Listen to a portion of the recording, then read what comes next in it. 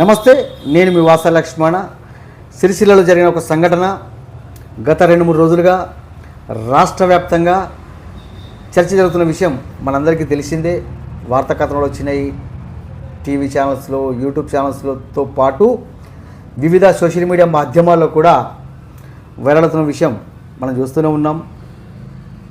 సిరిసిల్లలో కేటీఆర్కు big shock.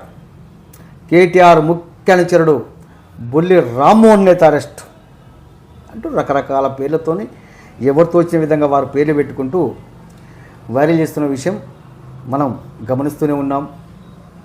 విషయంలోకి వెళ్తే సిరిసిల్ల ప్రాంతానికి చెందిన బొల్లి రామ్మోహన్ నేత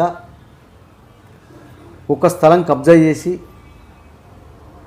ఆ స్థలంలో క్రషర్ నిర్వహించుకుంటున్నాడు, వ్యాపారం చేసుకుంటున్నాడు అని సిరిసిల్ల కలెక్టర్ కార్యాలయంలో విధులు నిర్వహిస్తున్నటువంటి ఎంఆర్ఓ గుగ్గిళ్ళ వేణుగారి ఫిర్యాదు మేరకు సిరిసిల్ల పోలీసులు రామ్మోహన్ గారిని అరెస్ట్ చేసి రిమాండ్కు పంపించేందుకు అది కోర్టు పరిధిలోకి వస్తుంది. అది జడ్జి గారు చూసుకుంటారు. ఇక్కడ నేను అధికారులను తప్పు పడతలేను. అధికారులు వారి విధి నిర్వహణలో భాగంగా వారి విధిని వారు సక్రమంగా, నీతిగా, నిజాయితీగా వారి బాధ్యతను వారు నిర్వహించింది. ఇక్కడ మనం అధికారులని తప్పుపట్టాల్సిన అవసరమే లేదు. మనం కూడా చాలా నీతిగా, నిజాయితీగా, కులంకుశంగా మాట్లాడుకుందాం మిత్రులారా, అవునా కదా? అయితే ఇక్కడ కుసమెరిపోయిందంటే కేటీఆర్ అండతోని బొల్లి రామ్మోహన్ నేత ఆ స్థలం కబ్జా చేసినని అభియోగం ఒకవైపు వస్తుంటే, మరోవైపు ఉమ్మడి ఆంధ్రప్రదేశ్లో కాంగ్రెస్ ప్రభుత్వం హయాంలో అప్పటి ఆర్డీఓ గారు ఆ స్థలానికి ఎన్ఓసి ఇస్తూ ఉత్తర్వులు జారీ చేసిన ఒక డాక్యుమెంట్ మన దానికి వచ్చింది మిత్రులారా. డిస్ప్లే మీద చూడండి.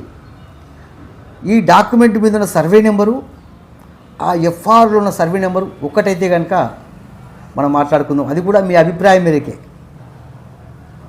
ఈ లెక్క తెలుస్తామని మీరు అంటే మాట్లాడుకుందాం. ఇది కొద్దిగా అంటే ఇప్పుడు కేటీఆర్ ముఖ్యానుచరుడు కేటీఆర్ అండతోని ఆ స్థలం కబ్జా చేసిండు, అక్రమాలు చేసిండు అని అభియోగం వస్తుంటే, గతంలో కాంగ్రెస్ పార్టీ అధికారంలో ఉన్నప్పుడు ఆ స్థలానికి ఎన్ఓసి ఇస్తూ ఆర్డీఓ గారు ఉత్తర్వులు జారీ చేసిండు. మరి ఇప్పుడు కాంగ్రెస్ ప్రభుత్వ హయాంలో అతన్ని అక్రమార్కుడు అంటూ అరెస్ట్ చేసిండు. ఇది కొద్దిగా ఆలోచించాల్సిన అవసరమే, అవునా కాదా? ఇక్కడ నేను ప్రత్యేకంగా బొల్లి రామ్మోహన్ నేత గారి గురించి ఎందుకు వచ్చినా అంటే, తాను ఎదుగుతూ తన సమాజానికి బలమవుతున్న నాయకుడు బొల్లి రామ్మోహన్ నేత. అతను ఒక బీసీ బిడ్డ, మరి ముఖ్యంగా గర్వంగా చెప్పుకునే ఒక పద్మశాలి బిడ్డ. ఎందుకంటే మిట్లారా, అతను ఎదుగుతున్న క్రమంలో అతని మూలాల్ని మర్చిపోలేదు, తను పుట్టిన సమాజాన్ని మర్చిపోలేదు. చాలా సందర్భాలలో ఎవరికి ఆపదున్నా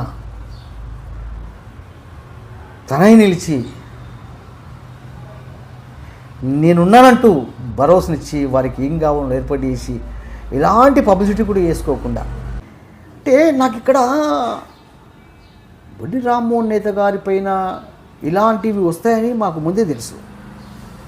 ఎందుకంటే గతంలో చాలాసార్లు అతను మాట్లాడిన కొన్ని ధిక్కారమైన వాయిస్, నా పద్మశాలి సమాజాన్ని అవమానిస్తారా, నా పద్మశాలి సమాజం తక్కువ చేస్తారని అతను మాట్లాడిన మాటలు అనేవి అతనికి ఇబ్బంది ఇచ్చినేమో నాకు అనిపిస్తుంది.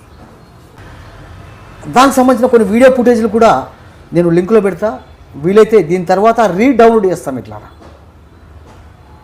ఇక్కడ ఏంటంటే మిత్రులారా,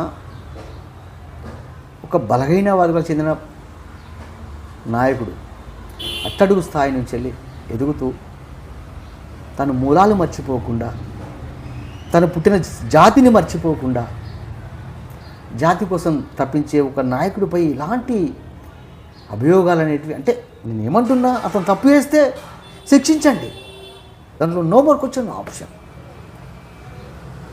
నాకైతే అంటే నాకు తెలిసిన కాడికి ఇది రాజకీయ కుట్రనేమో అనిపిస్తుంది. ఆ ధిక్కార స్వరం అనేది కొందరి నాయకులకు ఇబ్బందికరంగా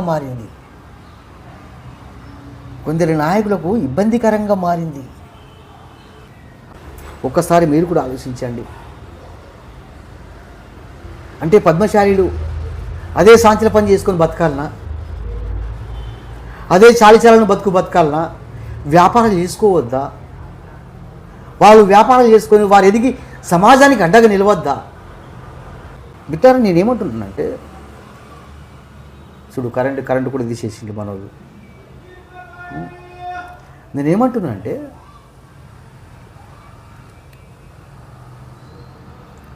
ఏ పార్టీలో ఉన్నా పద్మశాలి నాయకులు కాంగ్రెస్, టీఆర్ఎస్, బీజేపీ ఏ పార్టీలో ఉన్నా సరే వాళ్ళు బలంగా రాజకీయ ఉనికి చాటుకోవాలి. అలా చాటుకునే క్రమంలో ఇలా అణచివేత ప్రయత్నం చేస్తే ఇది దేనికి సంకేతం? నేనేమంటున్నా అంటే, కేటీఆర్ గారు ఎమ్మెల్యే రాజకీయ ఎలక్షన్లు ఇవన్నీ పక్కన పెడతాం. ఇప్పుడు అవి ఎలక్షన్లు కాదు కదా. ఇక్కడ ఏమంటున్నానంటే, కేటీఆర్కు మీరు పక్కన ఉంటే, కేటీఆర్కు అండగా ఉంటే ప్రతి ఒక్కరి గతి ఇదే విధంగా ఉంటుంది అనేటువంటి సంకేతం ఇస్తున్నాయి ఆ రాజకీయాలు. పద్మశాలి సమాజంలో నాయకులు తక్కువ ఉన్నారు.